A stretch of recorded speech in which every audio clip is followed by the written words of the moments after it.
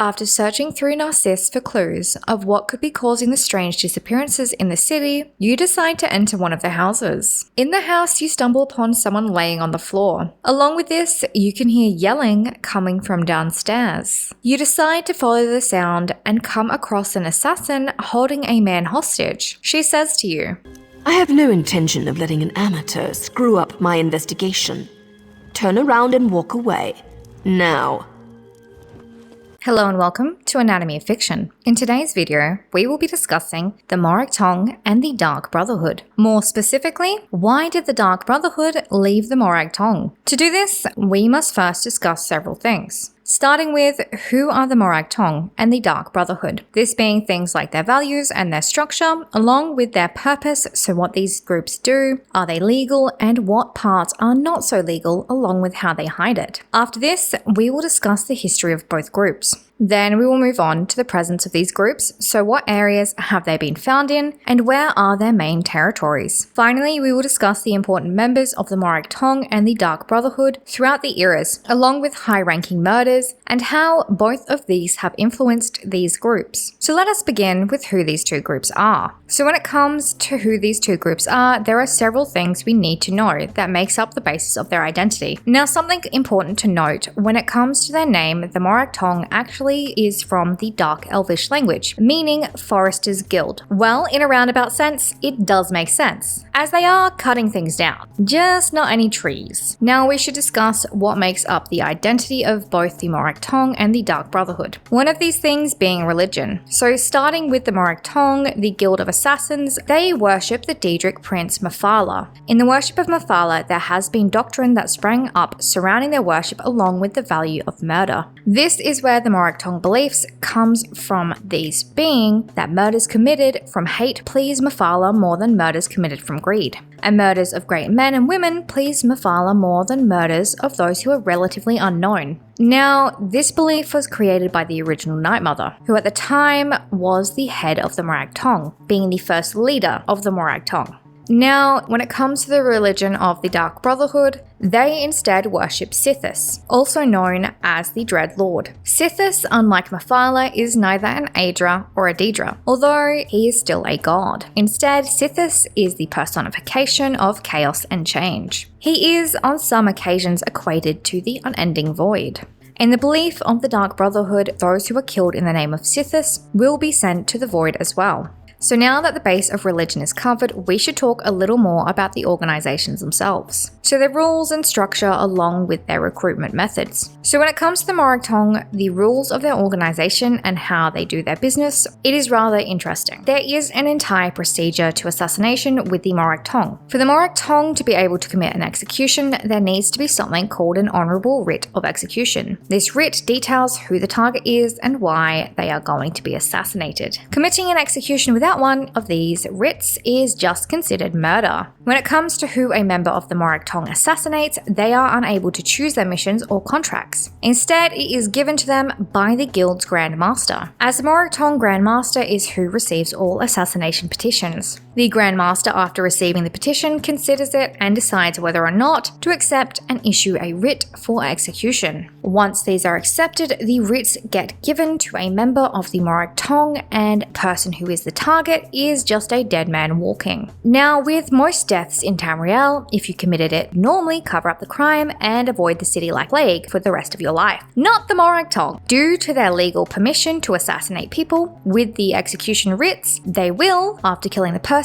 proudly admit it to the authorities. You know, hey, you see that body over there? Yeah, that was my execution. What do you think? And due to the execution writs, they cannot be touched, as this is the part of the law. All they have to do is confess. In the Morag Tong, if an assassin does not go to the authorities after committing the execution, they can actually get into trouble. Those who do not admit to the assassination can come under internal investigation as well, or punishment by the Morag Tong, as this guild desires to keep its legal status by not harboring criminals. Along with having their own methods for dealing with criminals, they also have ways of dealing with those considered too famous to continue working in the shadows as assassins. This being that they are sent to an island called Venora, still being taken care of by the Morag Tong. Now, with how the Dark Brotherhood conduct their business, it is slightly different. The Dark Brotherhood being very business-minded as well as being a cult. The Dark Brotherhood have 5 explicit tenets that must be followed by its members. These being firstly, never dishonor the Night Mother. To do so is to invoke the wrath of Sithis.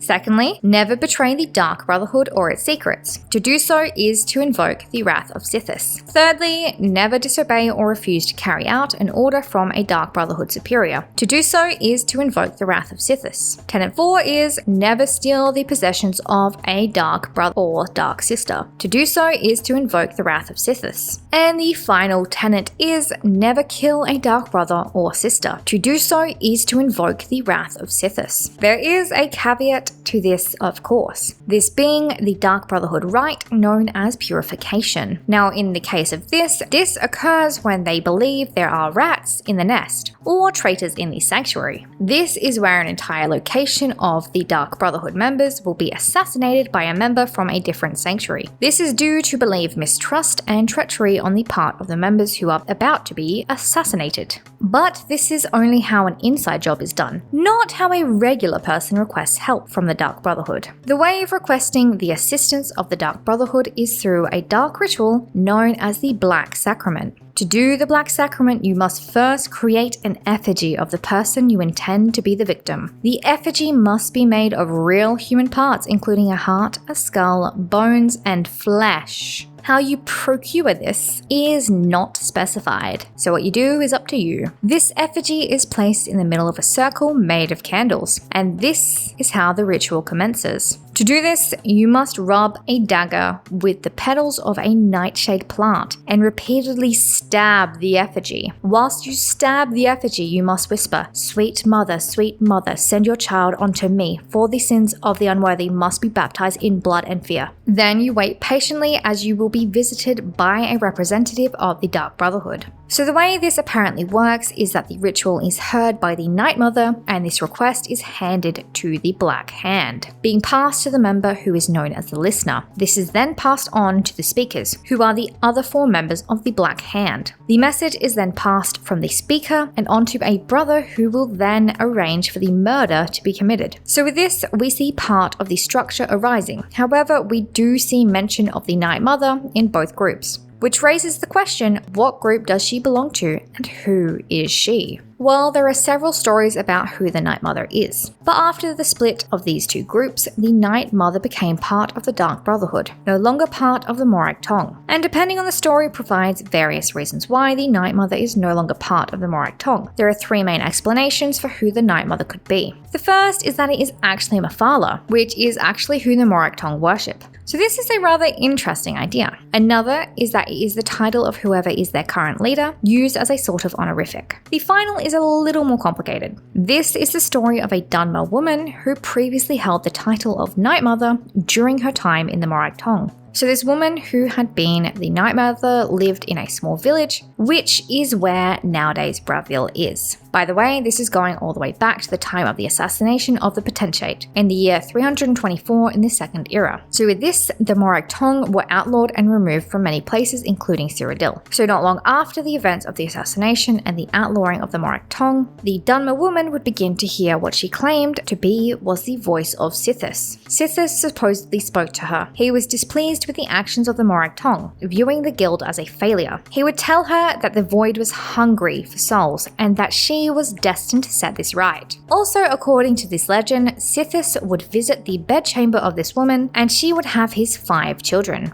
And nothing would occur for a while, this being until 2 years later, on one fateful night. The woman would kill her 5 children, sending their souls to the void, back to their father. This would horrify the rest of the village, who would decide that they must get rid of her. So in a night of vengeance for the children she murdered, the village would kill the Night Mother and burn the house where these events took place, seemingly ending it all. However, more than 30 years after this tragedy took place, a man would begin to hear a strange but comforting voice in his head. This voice would claim to be the Night Mother, and the man hearing her voice would be named the first listener of the Dark Brotherhood. He would be ordered by the Night Mother, the voice inside of his head, to create his own organization of assassins, this being Dark Brotherhood, this group being in service to Lord Sithis. So that is the third story of who the Night Mother may be to the Dark Brotherhood. She is the essential head of the organization, whether she is the ghost of a former Night Mother of the Morag Tong, or she is the physical leader of the group given the title, or even Mafala. Under her, of course, is the group known as the Black Hand. This is the listener and the 4 speakers. And then the majority of the other members are the Dark Brothers, who are the general assassins who fill the requests. We see a different structure in the Morag Tong. Previously, they had the Night Mother, however this position is now the Grand Master.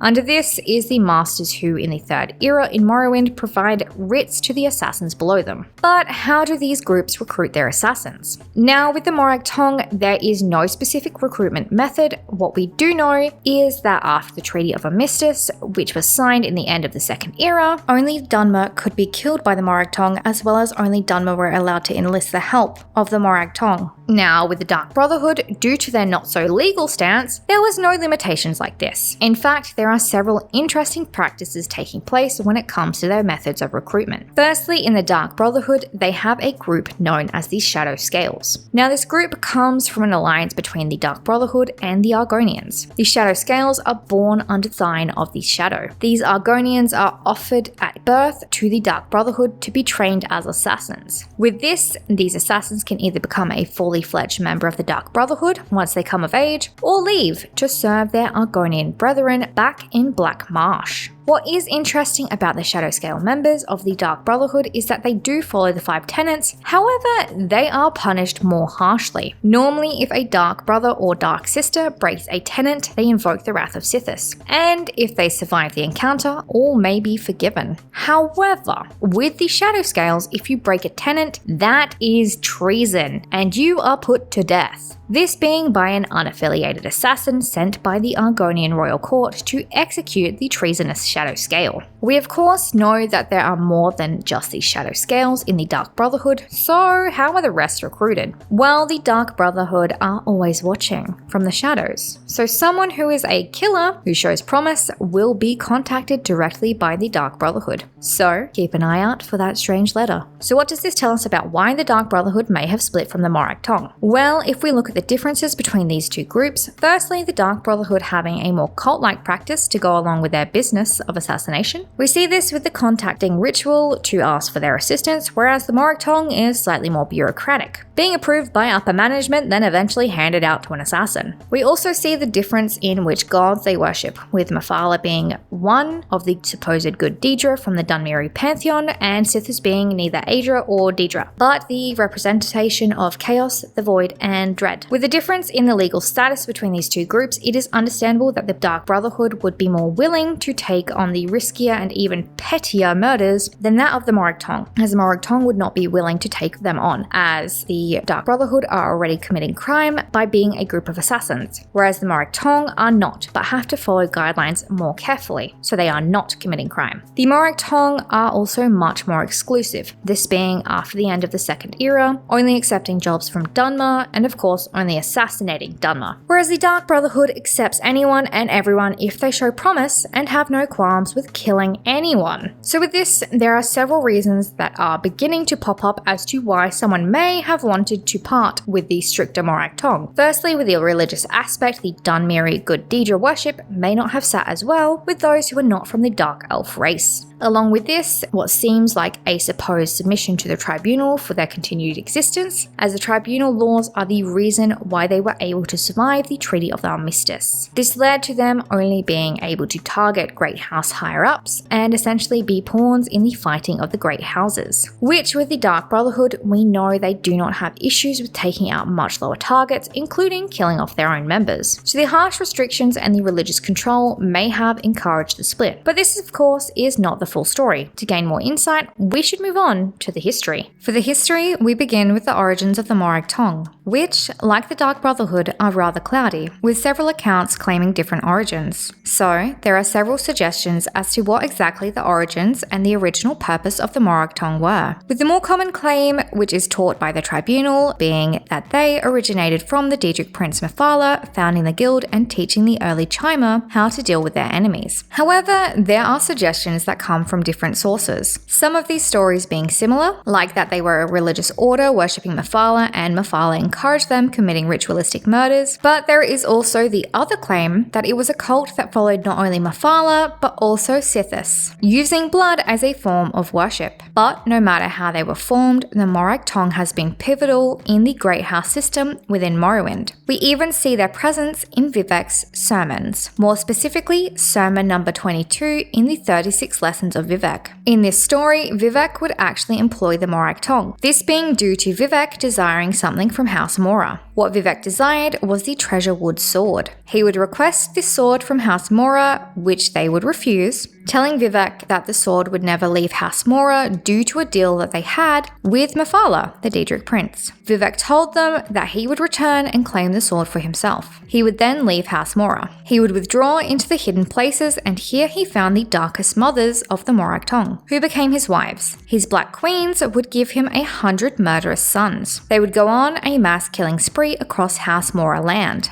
They would kill the Prince of House Mora, and then the King of Assassins would present Vivek with the Treasure Wood sword. So the reason why Vivek desired the Treasure Wood sword is that this sword is no ordinary sword. Instead, it is actually one of the 8 monster children that came from the unholy union between Vivek and Molag Bal. The Treasure Wood sword would be one of the children to escape being killed initially. This is why Vivek enlisted the help of the Morag Tong. But anyway, we are moving on to the very end of the First Era. This is when we would see the Morag Tong strike, however, not in the circles of the Dunmer Great Houses. No, instead, we would see the high-profile assassination of Emperor Romain III, ending the Romain dynasty. With this, the Akaviri Potentate, Versidue Sha'i, would take over ruling over much of Tamriel in the early Second Era. We would also see the Morag Tong quietly expand itself throughout the continent of Tamriel. Now, this would not be considered too much of an issue for the rest of society, that being until the year 324 in the Second Era. This being, of course, with the assassination of Versidue Sha'i. The assassin would write Morag Tong on the walls in the Potentate's blood, claiming ownership for this crime. However, not everyone believes that it was the Morag Tong. Some instead believe that they were framed for this execution. But either way, whether they did or did not commit the assassination of Versidue Sha'i, the Morag Tong would be eliminated in almost every province within Tamriel, except for Morrowind, where they originated, as the Morag Tong were believed to be too dangerous. Because of this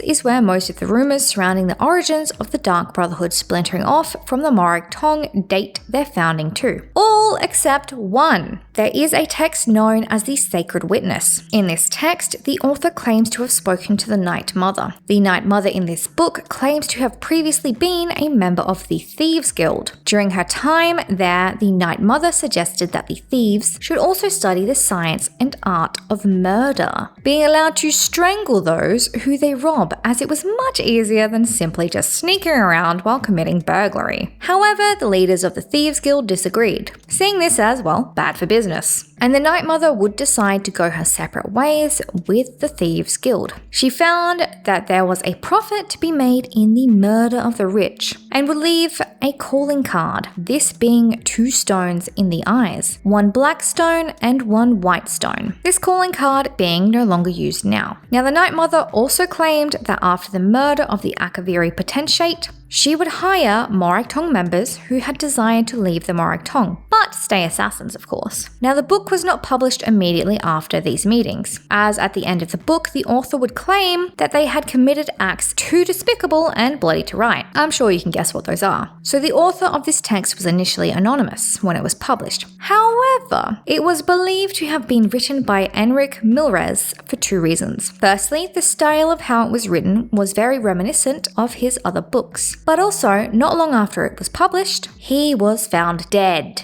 strangled with 2 stones, one black and one white, crushed into his eye sockets. But anyway, most people believe that the Dark Brotherhood fractured from the Morag Tong after the assassination of Vasidu Sha'i, so most people don't believe that this book is correct. Either way, after the Morag Tong was outlawed throughout most of Tamriel, it would go back to being an important player in the inter-house politics side of Morrowind, and the Dark Brotherhood would take its place as the group committing the assassinations throughout the rest of Tamriel. With this, there is a rough suggestion on the earliest presence of the Dark Brotherhood, this being dated to the year 358 in the Second Era, as this was when a note was found beneath the floorboards of an abandoned house in a Nordic village known as Jallenheim. This letter claims that the cobbler who had lived in this now abandoned house was not as quiet or as innocent as he seemed, as the cobbler was thought to be a member of the Morag Tong. Now the note tells us that the Dark Brotherhood paid the dear cobbler a visit and led to his disappearance, hinting at a sort of quiet war between the Morag Tong and the Dark Brotherhood. But anyway, moving on. This being to the year 412 in the Second Era, with what was written in the journals of the Blood Queen, Queen Alimahira of Hegaith. In her journal, she would write briefly about her and her family members enlisting the help of the Dark Brotherhood when they were unable to commit the murders themselves. Alimahira would claim that even her grandfather would enlist the help of the Night Mother and the Dark Brotherhood. Anyway, speaking of leaders, back to the leaders of the Second Empire in the year 430 in the Second Era. So in one night of this year, the Akaviri Potentate, who was leading the empire, Severian Chorak, along with his heirs, would be taken out. This, of course, causing the empire to crumble. Most believe that the Morag Tong did this. However, there are a small group who believe that it was instead the work of the Dark Brotherhood. This, of course, leading to the Three Banners War, moving on to the year 582 in the Second Era. So the Morag Tong at this time were not positively viewed by most of society. This, of course, being due to the assassination of the Akaviri Potentate, Vasidu Sha'i, all those years ago. But there was a member of the Morag Tong who had been around before this assassination occurred, who was working to restore the once grand name this guild had. This member was Raith Verano. Verano managed to get the Morag Tong to be seen as a legitimate organization again, and would eventually earn the promotion to Grand Master. Now Verano was not the type to give up there. He saw this as just a simple achievement that he was not satisfied with. Verano would begin to plot a coup to overthrow the current Morag Tong. He wanted the guild to be more than just assassins. Verano wanted them to replace the leaders, the heads of state that had previously pushed the Morag Tong into the shadows. This was not plotted alone. No, Verano had 7 accomplices, known as the 7 Secretives, who would name their plan for the coup the Simulacrum Rubric, being named after one of the objects they desired, Suthersil's Simulacrum Rubric. But there would be a problem with this plan. Someone on the outside of the Secretives would find out what they were doing, this being Nariu Virian, who was another member of the Morag Tong. When Nariu grew suspicious of what was going on, Verano would order writs of execution for his fellow plotters. This was done to try throw Nariu off Verano's trail. However, Nariu, being the talented and clever assassin she is, this would not stop her from figuring out what Verano was up to. Nariu would end up seeking an audience with Vivek. Here she would request a writ for the execution of Verano due to his involvement with the coup. Nariu would be granted this writ along with an ally by the name of Baldek, as Baldek had his own desires to take down Verano. Nariu and Baldek would manage to track down Verano to Sadrith Mora. However, this would not be the end of Verano's run, as Nariu and Baldek would watch a Telvanni mage transport Verano to the Clockwork City. The portal would vanish as soon as Verano went through it. Nariu and Baldek would manage to convince the Telvanni mage to also transport them to the Clockwork City. Here, they would manage to track Verano to a mechanist workshop where he would manage to obtain one of the items required for his plan to overthrow the rest of the Morag Tong, this being Suthersil's Simulacrum Rubric. Verano would manage to escape Naryu and Boldak, as Verano would manage to spot the duo just in time to summon a portal and escape back to Vardenfell. Verano's journey would not end there though. Naryu and Boldak would continue to follow him, going through the same portal as him, ending up all the way at the Mudan ruins. Naryu and Boldak would track and follow him through the ruins where there were Argonian guards waiting for Verano. The Argonian guards would however scatter when dwarven constructs began to swarm. After Naryu and Boldak managed to take out the dwarven spiders, they would return their attention back to Verano and chase him. Verano would run towards the gate of Mudan, however, luck would not be on his side. A dwarven colossus would stride out of the gate and magical flame would bear down upon them. Boldak would protect him and Naryu, but Verano would be melted by the magical flame. Naryu would cut the head off of the now dead Verano and use his blood to draw out the Morag Tong symbol on the flagstones near Verano's body. Naryu would then continue to hunt the 7 secretives to stop the other plotters in the coup from succeeding in their plan. The hunt for the 7 secretive members would take her all over Tamriel to take out 6 of these members on the search for their artifacts needed to proceed with their plan. Then Naryu would head off to find her final target, heading off to the Gold Coast, this time to execute Dathus Ildram, who was considered to be the Morag Tong's leading diplomat. Naryu would begin her journey in the city of Anvil, looking for her target. From here, she would head to Kvatch. Naryu would manage to find out that Dathus was staying at Castle Kvatch. However, the guard would not allow her entry, so she would head to her local tavern to consider her next move. This is where she would encounter an old friend. As it turns out, her old friend had joined the Dark Brotherhood. This would, as it seems, be her key to getting to Dathus, as it seems like Dathus was trying to create an alliance between the Dark Brotherhood and the Morag Tong. Naryu would sneak in and follow her old friend into the Dark Brotherhood sanctuary in Kvatch. Here she would encounter a member of the Dark Brotherhood who would tell her that they rejected Dathus' offer of diplomacy, and that Dathus instead was headed to the Order of the Hour to forge an alliance with them. This would take Naryu to Knight's Grave, where Naryu would manage to kill the 2 paladins from the Order of the Hour that were with Dathus. Naryu would also execute Dathus, finishing off the final writ of the 7 secretives. With this, Naryu would prevent the coup that the 7 secretives and Wraith Verano had planned to overthrow and restructure the Morag Tong. So with this, the Dark Brotherhood were offered to essentially merge with the Morag Tong to create a sort of alliance that would have been incredibly powerful and able to actually take over much of Tamriel. However, this was rejected. Considering that there was this rejection, the conflict between the 2 assassin factions would continue mostly bubbling away silently. We would, however, see this come to a head in the 3rd era in the year 427.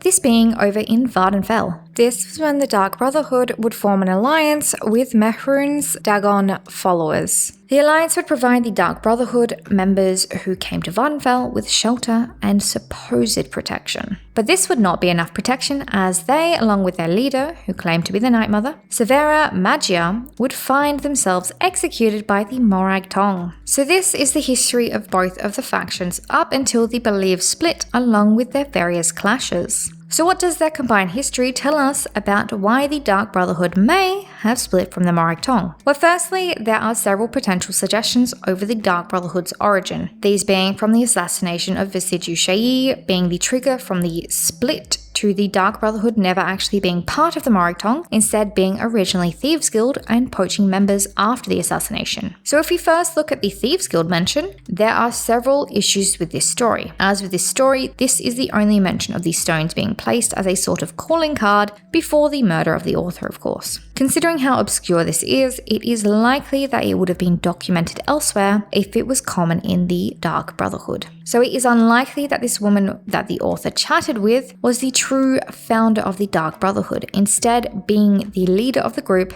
at the time, attempting to prevent important knowledge from becoming public. Along with this, there was no record of the Dark Brotherhood until the Second Era in the year 358, with the letter found in the Nordic village. This being after the assassination of Visiju Shayi, not before. Along with this, based on their complete rejection of the 7 secretives' offer to join forces and essentially take over the continent, it hints at some form of conflict between them. This also being seen with the Dark Brotherhood being taken out on their appearance in Vardenfell in the Third Era in the year 427. So what we can tell from this is that the Dark Brotherhood and Morag Tong likely split around the assassination of Versidue Sha'i, with the high-profile murder making the Morag Tong criminals everywhere but Morrowind. Those who became part of the Dark Brotherhood likely were more interested in non-political assassinations, as inter-house assassinations are all the Morag Tong essentially offered after being criminalized in most of Tamriel. The Morag Tong being more of a business in the dealings with death, whereas the Dark Brotherhood seeing it as more of a cult and an art, which should not be limited. But the history only tells us so much. We should move on to discuss the presence of these groups over time. So where have the Morag Tong been found over time? Well, we of course know that throughout time, the Morag Tong have been found throughout Morrowind since their founding. But they have also been found in other locations throughout history, which we can see with their activity. An example of this activity is their assassination of Emperor Roman III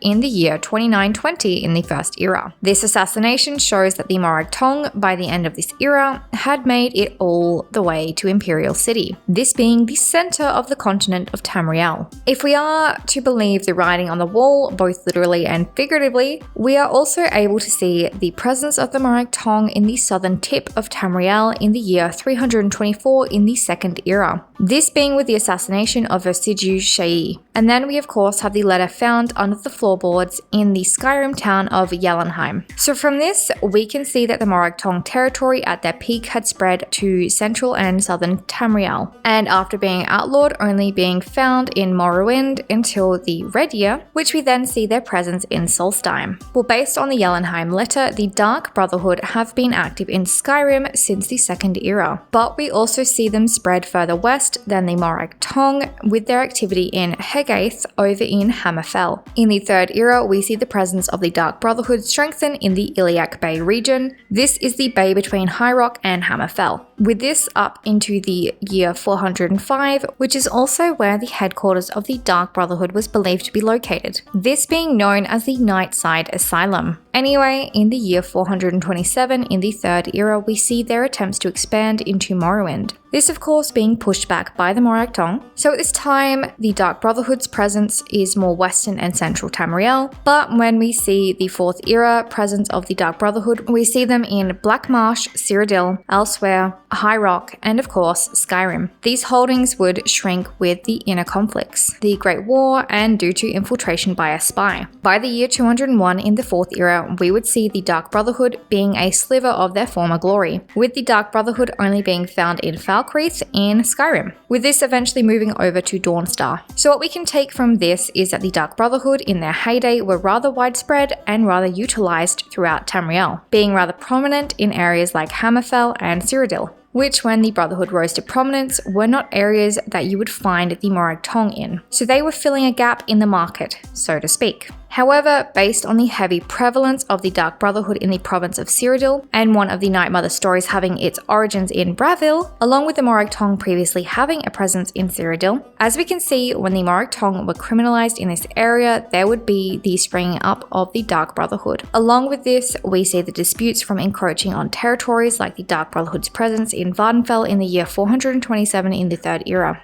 So from what we can see with the disagreements between the two factions and the refusal to work together in the past, the split was not a peaceful occurrence. We also see the mention of the hatred in the letter found underneath the floorboards in the abandoned house in Yellenheim. So this hints at the split forming from rather large issues that could not be resolved, even when there was an opportunity to take the Dark Brotherhood from a criminal underbelly to a prominent legal guild in the proposal from the Seven Secretives. This is still only part of the picture. To learn more, we should discuss the important members and the important murders over the eras. There are many important members when it comes to the politics of these two factions, one of these being Raith Verano. Raith Verano was important in bringing the Morag Tong guild back into a respectable light after the assassination of Versidue Sha'i. We do not know much about Verano, but what we do know is that he was present in the guild prior to the assassination. This would make Verano close to 300 years old at the time of his death in the Second Era in the year 582. Now, under the guidance of Verano, there was a plotted coup that sought to align the Dark Brotherhood with the Morag Tong. This would see both of the groups rising to prominence and taking over leadership positions in the province of Morrowind and potentially potentially the rest of Tamriel if they were successful. With this, it seems like Verano did feel hurt and desire revenge for the way the Morag Tong were treated after the assassination of Visidju Shayi, which is why he desired to overthrow and completely change the organization with the coup. But with another Morag Tong member, this plot would be of course foiled. If we jump forward to the Third Era in the year 427, we see Eno Hlalu, who, unlike Raith Verano, desired to essentially reinforce the conflict between the Dark Brotherhood and the Morag Tong.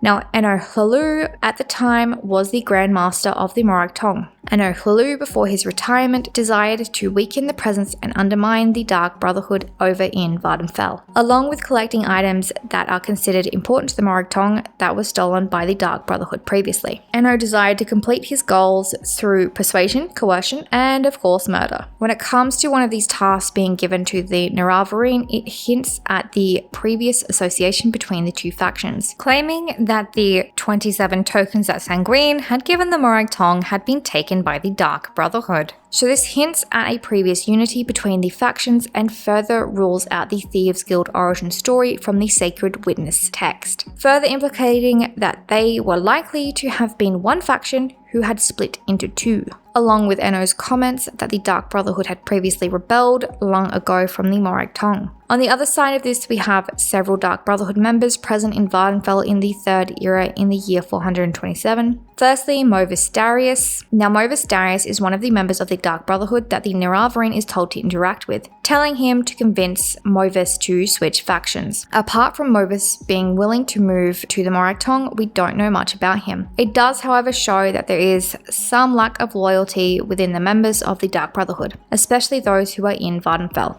Along with this, we also see their leader, Severia Magia, who, out of the important members, is the only non-Dunmer we see in the Vardenfell conflict between these factions. Magia is known as the Night Mother at this time, suggesting that she is the leader of the group, or at least this part of the group. This also hints that there may be an occasional use of the term Night Mother as the Dark Brotherhood's role for leader of either their faction or the small groups within the faction. Magia, although she looks rather unassuming, proves to be a rather skilled fighter.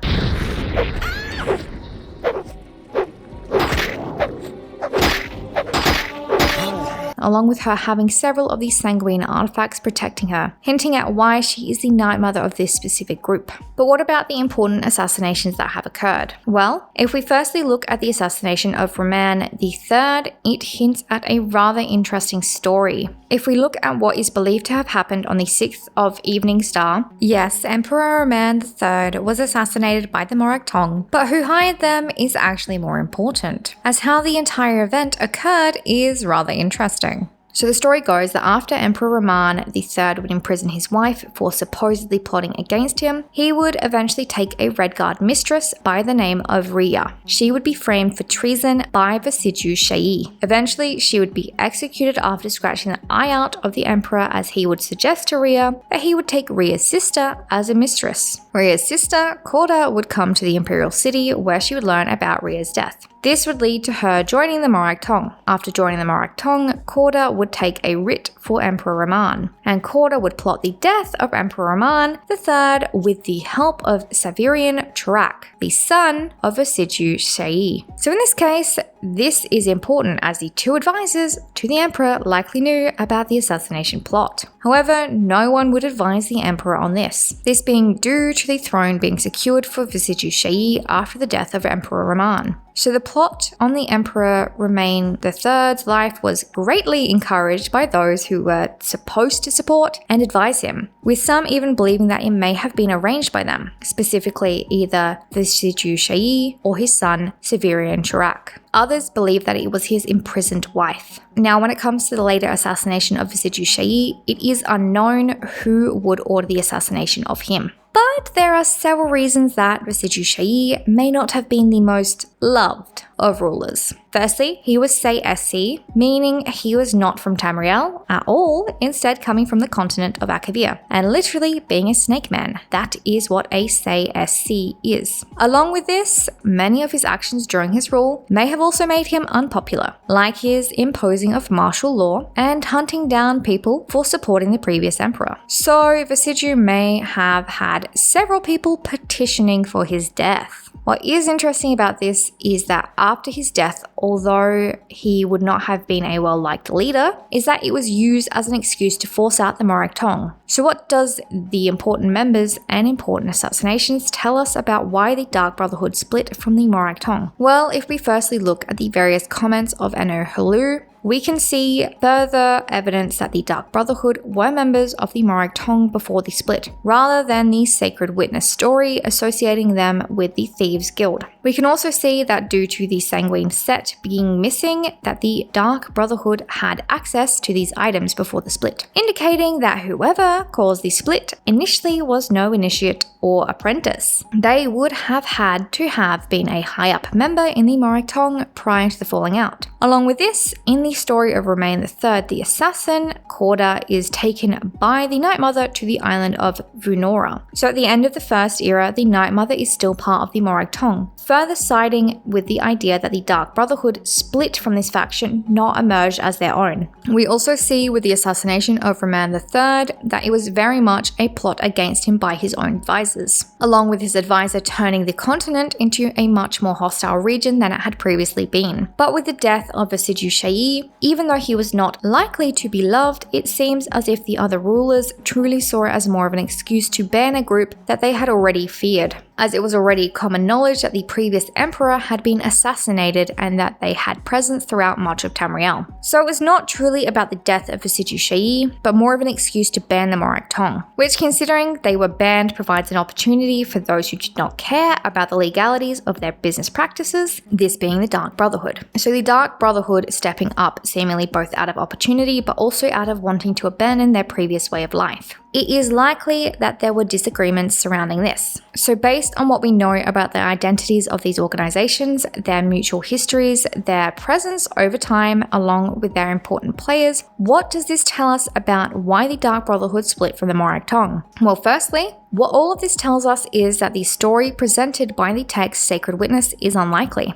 The association between the Thieves Guild and the Dark Brotherhood was likely made up by either the author or the person who the author spoke to. If it was made up by the person he spoke to, it was likely to protect important secrets about the Dark Brotherhood and its origins. There are several reasons ruling out this text as the origins, one of these coming from the iconography in the Dark Brotherhood locations. We see on the door the depiction of Sithis, the Night Mother, and her 5 children who she is returning to Sithis. So this is indicative of the story the Dark Brotherhood believe of their origins, along with the actual body of the Night Mother that can be found and her 5 children, but that does leave several gaps in the story. Like, how did the Dark Brotherhood get their hands on these sanguine artifacts? Well, considering these items previously would have been entrusted to those highest up in the Morag Tong, it is likely that the Night Mother had them in her possession before her death and gave the first listener directions on how to find where she had hidden them. This, of course, occurring after the criminalization of the Morag Tong. And with this criminalization and the Morag Tong primarily moving to inter-house conflicts to prevent the Morag Tong from fading into oblivion, it is possible to see that the more bloodthirsty members of the guild would have been disappointed with the direction of the guild. With them hearing about the newer, less legal guild of assassins springing up in Tamriel, it is likely that some would have chosen to align themselves with Sithis and the Dark Brotherhood when the option became available, especially if they were not previous worshippers of the Tribunal, as this aligning with the Tribunal to save the Morag Tong may have felt a little like the guild was selling itself out. So the split between the Morag Tong and the Dark Brotherhood most likely was caused by a number of factors, like the criminalization of the Morag Tong throughout Tamriel, a Night Mother converting to Sithis worship, and a lack of real opportunities for work outside of inter-house assassinations in Morrowind. So let me know in the comments what you think caused the split between the Morag Tong and the Dark Brotherhood, along with if you would like a video on the rise and fall of either of these factions. If you enjoyed this video, then you will enjoy this one. It is about who exactly the Dunmer of the Elder Scrolls series are. Buckle up, it is a bit of a long one though.